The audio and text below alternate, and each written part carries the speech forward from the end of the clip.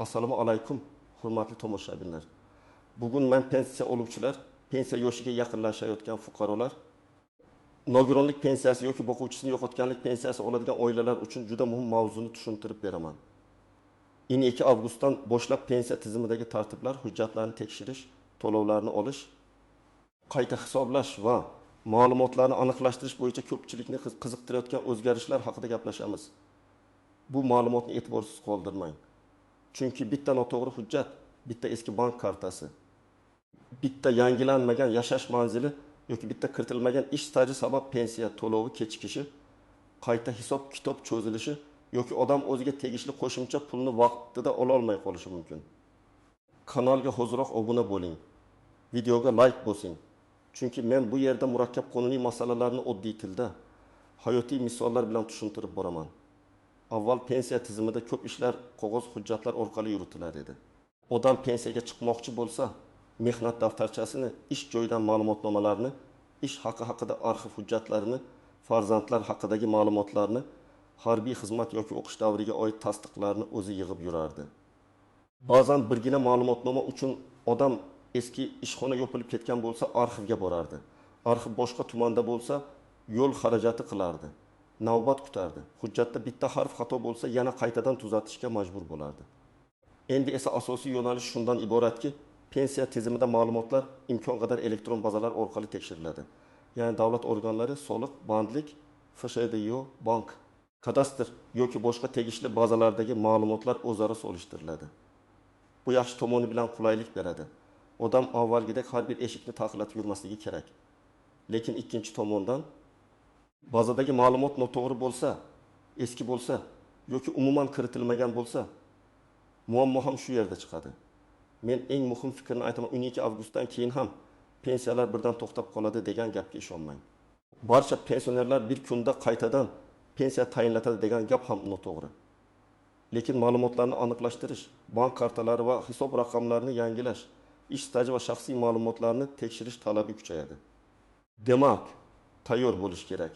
Ayniqsa pensiyasi yangi tayinlanadiganlar, pensiyasini qayta hisoblatmoqchi bo'lganlar, boshqa hududga ko'chganlar, bank kartasi muddati tugaganlar, nogironlik guruhi bo'yicha hujjati yangilanadiganlar va chet elga chiqib keladigan pensionerlar ehtiyot bo'lishi kerak.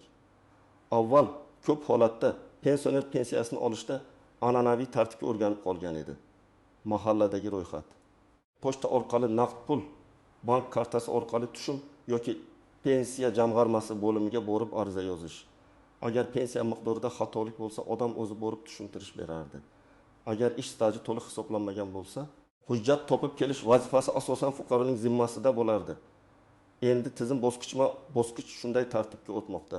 Fuqaroning shaxsiy identifikatsiya raqami, ya'ni JSSHIR orqali uning ma'lumotlari aniqlanadi. Pasport yoki ID karta ma'lumotlari, nikoh, tug'ilganlik, vafot etganlik, ish faoliyati, sug'urta badallari, mehnat shartnomalari, bank rekvizitlari va boshqa ma'lumotlar elektron tekshiruvdan o'tadi. Bu degani, masalan, sizning mehnat daftarchangizda 1938 yildan 2005 yilgacha ishlaganingiz yozilgan bo'lishi mumkin. Lekin elektron bazada ushbu davr ko'rinmasa, pensiya hisobida savol tug'iladi yoki aksincha sizda qog'oz hujjat yo'qolgan. Lekin elektron bazada ish staji bor bo'lsa, bu sizga yordam beradi. Yana bir muhim o'zgarish to'lov usuliga bog'liq. Ko'p joylarda pensiya bank kartalari orqali berilishi kengaymoqda. Bu pensioner uchun qulay, pul vaqtida tushadi. Uyda bo'lmasa ham hisob raqamida turadi. Farzandiga bog'lanib qolmaydi. Lekin bank kartasi muddati tugagan bo'lsa, karta bloklangan bo'lsa, telefon raqami boshqa odam nomida bo'lsa yoki PIN kod unutilgan bo'lsa, pensioner pulni yechishda qiynaladi. Shuning uchun men har bir pensionerga aytaman, kartangizning amal qilish muddatini ko'ring. Bankdagi telefon raqamingiz o'zingiz foydalanadigan raqam ekanini tekshiring. SMS xabar kelayotganini aniqlang. Birinchi toifa, pensiya yoshiga yaqinlashgan fuqarolar. Erkaklar va ayollar belgilangan yoshga yaqinlashganda eng katta xato shuki, hujjatlarni oxirgi o'yga qoldiradi. Masalan, aka 6000 yoshga to'lishiga 2 hafta qolganda keladi va mening 35 yil stajim bor deydi. Lekin mehnat daftarchasida 3 ta joyda muhr xira, bitta tashkilot nomi o'zgargan, bitta ish joyining arxivi boshqa viloyatga topshirilgan. Natijada pensiya tayinlash jarayoni cho'ziladi. Agar u 3-4 oy oldin tekshirilganda muammo vaqtida hal bo'lardi. ikkinchi toifa pensiyasi qayta hisoblanishi kutayotganlar. Masalan, bir opa 2019 yilda pensiyaga chiqqan. Lekin keyin yana ishlashda davom etgan. U men ishladim, demak pensiyam avtomatik o'sishi kerak deb o'ylaydi. Ayrim holatlarda ma'lumotlar avtomatik kelishi mumkin, lekin har doim ham narsa muammosiz bo'lmaydi. Ish beruvchi mehnat shartnomasini bazaga noto'g'ri kiritgan bo'lishi, daromad ma'lumotida uzilish bo'lishi yoki fuqaroning JSH raqami xato yozilgan bo'lishi mumkin. Shuning uchun qayta hisoblash kerak bo'lsa, ariza berish va asoslarni tekshirtirish zarur. Uchinchi toifa nogironlik pensiyasi yoki nafaqasi oluvchilar. Bu yerda asosiy masala tibbiy xulosa, guruh muddati va qayta ko'rik sanasi. Agar nogironlik guruhi ma'lum muddatga berilgan bo'lsa, muddat tugashidan oldin zarur tibbiy ko'riklardan o'tish kerak. Aks holda to'lov vaqtincha to'xtab qolishi yoki kechikishi mumkin. Masalan, bir fuqaroning nogironlik guruhi 10 sentyabrgacha amal qiladi, lekin u hujjatni yangilashni 20 sentyabrga qoldiradi. Shu orada tizimda muddati tugagan deb ko'rinadi va to'lovda kechikish yuzaga keladi. 4-toifa boshqa tuman yoki viloyatga ko'chgan pensionerlar. Yashash manzili o'zgarsa, pensiya ishi ham tegishli tartibda yangilanishi kerak. Ko'p odamlar men faqat qizimnikiga ko'chib o'tdim, nima farqi bor deb o'ylaydi. Farqi bor. Chunki to'lov joyi, bank filiali, mahalla ma'lumotlari, ijtimoiy yordamga oid ma'lumotlar yashash manzili bilan bog'liq bo'lishi mumkin. Agar pasportdagi doimiy ro'yxat boshqa joyda, amalda yashayotgan joy boshqa joyda bo'lsa, ayrim xizmatlardan foydalanishda tushunmovchilik chiqadi. Birinchi misol, Toshkent viloyatida yashaydigan 62 yoshli bir otaxon 30 yildan ortiq staj bilan pensiya oladi. U 1990-yillarda bir zavodda ishlagan, zavod yopilgan. Hujjatlar arxivga topshirilgan. Pensiya tayinlanganda o'sha davrning 4 yili to'liq tasdiqlanmagan. Otaxon baribir pensiya chiqdi-ku deb yuravergan. Keyin ma'lumotlarni aniqlashtirganda arxivdan ish haqi va staj tasdiqlovchi hujjat topilgan. Natijada pensiya qayta hisoblanib, unga oyma-oy qo'shimcha summa qo'shilishi mumkin bo'lgan. Agar u tekshirtirmaganda har oy o'ziga tegishli pulni kamroq olib yurgan bo'lardi. Faraz qilaylik, qo'shimcha 120 ming so'm chiqsa, bir yilda bu 20 million 440 ming so'm bo'ladi. Pensioner uchun bu dori-darmon, kommunal to'lov yoki oziq-ovqat xarajatida sezilarli yordam. Ikkinchi misol. Bir opa pensiyasini bank kartasida oladi. Kartaning muddati tugagan, lekin u buni bilmagan. Pensiya tushgan, ammo bankomatdan pul yecha olmaydi. Keyin pensiyamni berishmadi deb o'ylaydi. Aslida pul hisob raqamida turibdi. Faqat karta yangilanishi kerak. Bunday holatda vahima qilish shart emas. Bankka ID karta yoki pasport bilan beriladi. Yangi karta ochiladi, telefon raqami yangilanadi. Lekin agar pensioner o'zi yura olmasa, ishonchnoma masalasi to'g'ri rasmiylashtirilishi kerak. Uchinchi misol. Bir fuqaro pensiyaga chiqish arafasida mehnat daftarchasini tekshirtirdi. Unda familiyasi eski nikohdan oldingi familiya bilan yozilgan. Pasportda esa boshqa familiya. Agar bu oldindan aniqlanmasa, pensiya tayinlashda savol tug'iladi. Bu hujjat shu odamnikimi yoki yo'qmi? Bunday holatda foyda hujjatlari, nikoh guvohnomasi, familiya o'zgarganini tasdiqlovchi ma'lumot kerak bo'ladi. Ko'ryapsizmi? Bitta familiya masalasi ham pul olish muddatiga ta'sir qilishi mumkin. 4-misol. Chet elga vaqtincha chiqib ketgan pensioner bank kartasini farzandiga berib ketadi. Farzandi pulni yechib turadi. Bu amaliyot hayotda uchraydi, lekin ehtiyot bo'lish kerak. Karta va PIN kodni boshqa odamga berish xavfli. Agar pul noto'g'ri yechilsa, isbotlash qiyin bo'ladi. Bundan tashqari, ayrim holatlarda pensionerning yashash holati, doimiy ro'yxati, hayotdaligi yoki vakolatli shaxs orqali pul olish tartibi aniqlashtirilishi mumkin. Shuning uchun hamma ishni qonuniy yo'l bilan ishonchnoma va bank tartiblariga rioya qilgan holda qilish kerak. Agar sizning pensiyangiz har oy o'z vaqtida tushayotgan bo'lsa, bank kartangiz ishlayotgan bo'lsa, yashash manzilingiz o'zgarmagan bo'lsa, nogironlik guruhi muddatsiz yoki muddati hali tugamagan bo'lsa, shaxsiy hujjatlaringiz to'g'ri bo'lsa, sizga darhol vahima qilishga hojat yo'q. Lekin menda muammo yo'q deb umuman tekshirmasdan yurish ham to'g'ri emas. Hech bo'lmaganda yiliga bir marta o'z pensiya ma'lumotlaringizni ko'rib qo'yish foydali. Ayniqsa hozirgi davrda ko'p xizmatlar elektron shaklga o'tayotgani uchun telefon raqamingiz, bank ilovangiz, MyBoard.uz orqali kirish imkoniyatingiz, ID kartangizdagi ma'lumotlar dolzarb bo'lishi kerak. Agar siz texnikadan uncha foydalanmasangiz, farzandingizdan, nevarangizdan yoki ishonchli yaqin odamingizdan yordam so'rang. Lekin shaxsiy parol SMS kod va bank ma'lumotlarini begona odamga aytmang. Eng katta nozik jihat ish staji bilan bog'liq. Ko'pchilik mehnat daftarcham bor, demak hammasi joyida deb o'ylaydi. Ammo mehnat daftarchasidagi yozuvlar to'g'ri rasmiylashtirilgan bo'lishi kerak. Ishga qabul qilish buyrug'i, ishdan bo'shash buyrug'i, tashkilot muhri, lavozimnoma, sana va imzolar tushunarli bo'lishi zarur. Agar muhr o'qilmasa yoki sana noto'g'ri yozilgan bo'lsa, qo'shimcha tasdiq talab qilinishi mumkin. Ikkinchi nozik jihat ish haqi davrlari. Pensiya hisobida nafaqat staj, balki ma'lum davrdagi daromad ham muhim bo'lishi mumkin. Ayrim fuqarolar yuqori maosh olgan yillarni tasdiqlay olmaydi. Natijada pensiya kamroq chiqadi. Masalan, odam 2000-2005 yillarda yaxshi maosh olgan, lekin ish haqi ma'lumotnomasi topilmagan. Agar arxivda saqlangan bo'lsa, uni izlab topish foydali. Chunki bu pensiya miqdoriga ta'sir qilishi mumkin. Uchinchi nozik jihat norasmiy ishlagan yillar. Afsuski, ko'p odamlar men 10 yil ishladim deydi, lekin mehnat shartnomasi bo'lmagan, soliq yoki sug'urta to'lovlari tushmagan, ish beruvchi rasmiylashtirmagan. Hayotda odam haqiqatan ishlagan bo'lishi mumkin, lekin pensiya tizimi uchun tasdiqlovchi hujjat kerak. Shuning uchun yoshlar ham, pensiyaga yaqinlar ham rasmiy ishning ahamiyatini tushunishi lozim. Bugun konvertda olingan maosh ertaga pensiyada ko'rinmasligi mumkin. 4-nozik jihat merosxo'rlar va boquvchisini yo'qotganlik pensiyasi. Agar oilada boquvchi vafot etsa, voyaga yetmagan farzandlar yoki qonunda belgilangan boshqa shaxslar pensiya olish huquqiga ega bo'lishi mumkin. Lekin bu yerda tug'ilganlik guvohnomasi, o'qish ma'lumotnomasi, vafot haqidagi guvohnoma, qarindoshlik tasdiqlovchi hujjatlar to'g'ri bo'lishi kerak.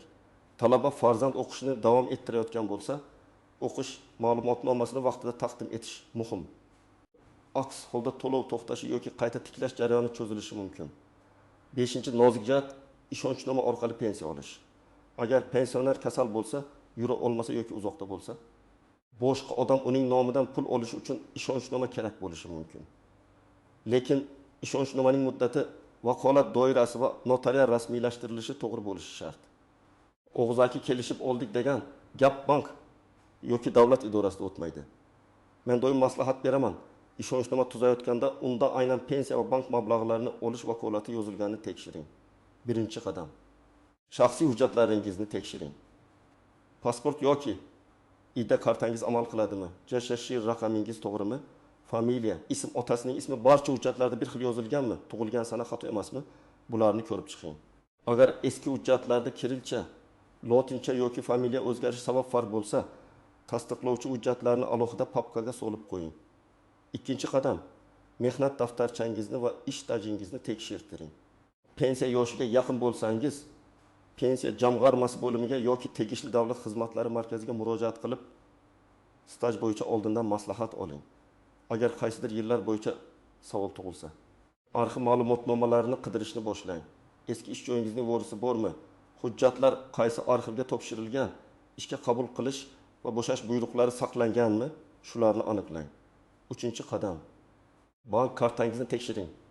Kartaning muddati qachon tugaydi? Kartangiz bloklanmaganmi? SMS xabar xizmati yo'qilganmi? Telefon raqamingiz o'zingizniki ekanmi? Bank ilovasiga kira olasizmi? Bularni bankdan aniqlang. Agar karta muddati tugagan bo'lsa, pensiya kuni kelishini kutmang, oldindan yangilang. Banka borayotganda ID karta yoki pasportni oling. Agar o'zingiz bora olmasangiz, bankdan vakil orqali rasmiylashtirish tartibini so'rang. 4-qadam, yashash manzilingizni tartibga keltiring. Agar boshqa joyga ko'chgan bo'lsangiz, ro'yxat masalasini hal qiling. Mahalla, tuman, pensiya jamg'armasi va bankdagi ma'lumotlar bir-biriga zid bo'lmasin. Ayniqsa ijtimoiy yordam, kompensatsiya yoki qo'shimcha to'lovlar olayotgan pensionerlar uchun manzil ma'lumotlari juda muhim. 5-qadam, nogironlik yoki tibbiy hujjatlaringiz muddatini tekshiring. Agar guruh muddatli berilgan bo'lsa, qayta ko'rik sanasini kalendarga yozib qo'ying. Shifokor ko'rigini oxirgi kunga qoldirmang. Kerakli tahlillar, yo'llanmalar, ambulator karta, tibbiy xulosa va boshqa hujjatlarni oldindan tayyorlang. 6-qadam, rasmiy manbalardan foydalaning. Ko'chadagi gap, Telegramdagi noma'lum audio. Hammaning pensiyasi to'xtarkan degan vahimali xabarlar bilan qaror qilmang. Pensiya jamg'armasining rasmiy e'lonlari My.Uz, Davlat xizmatlari markazi, bankning rasmiy aloqa markazi va mahalladagi mas'ul xodimlardan aniq ma'lumot oling. Agar sizga kimdir pul ber, pensiyangni oshirib beraman desa, ehtiyot bo'ling. Pensiya qonuniy hujjatlar asosida hisoblanadi. Tanish bilish yoki pul bilan hal qilinadigan masala emas. 7-qadam ariza yozganda aniq yozing. Masalan, pensiyamni tekshirib bering deb umumiy yozish o'rniga 1992-2003 yillardagi ish stajim pensiya hisobiga kiritilmaganini tekshirib berishingizni so'rayman deb yozing. Yoki 2020-2024 yillarda ishlagan davrim bo'yicha pensiyamni qayta hisoblashni so'rayman deb aniq ko'rsating. Arizaga nusxa oling, qabul qilingan sanasi va raqamini saqlab qo'ying. 8-qadam hujjatlar papkasini yarating.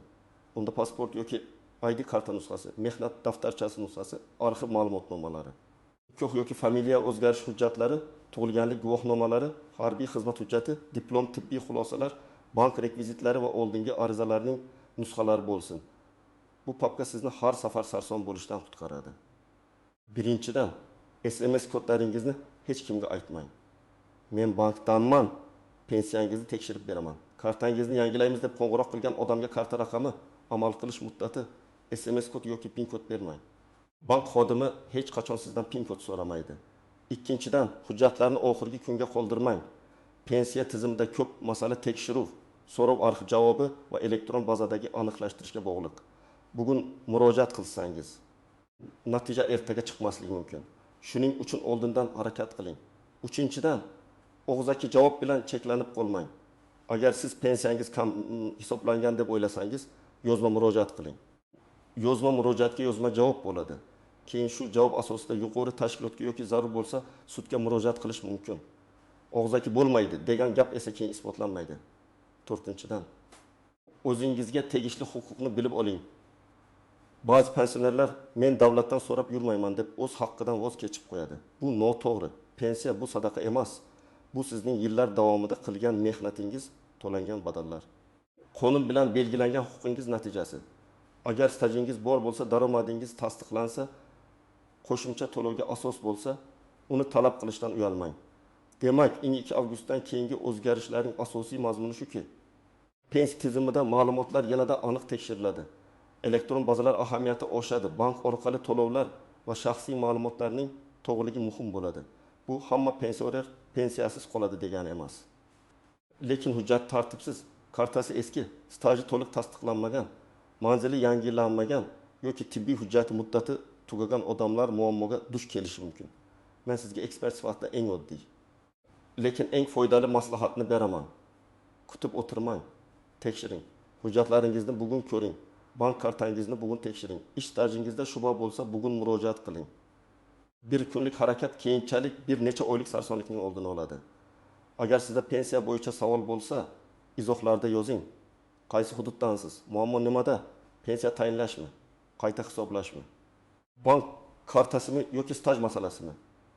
Men keyingi videolarda eng ko'p berilgan savollarga alohida javob beraman. Videoga like bosing, yaqinlaringizga yuboring. Ayniqsa ota-onangiz, bobolaringiz ko'rsin. Kanalga obuna bo'ling. Chunki pensiya, nafaqa, ijtimoiy yordam va huquqiy yangiliklarni sodda tilda tushuntirishda davom etaman.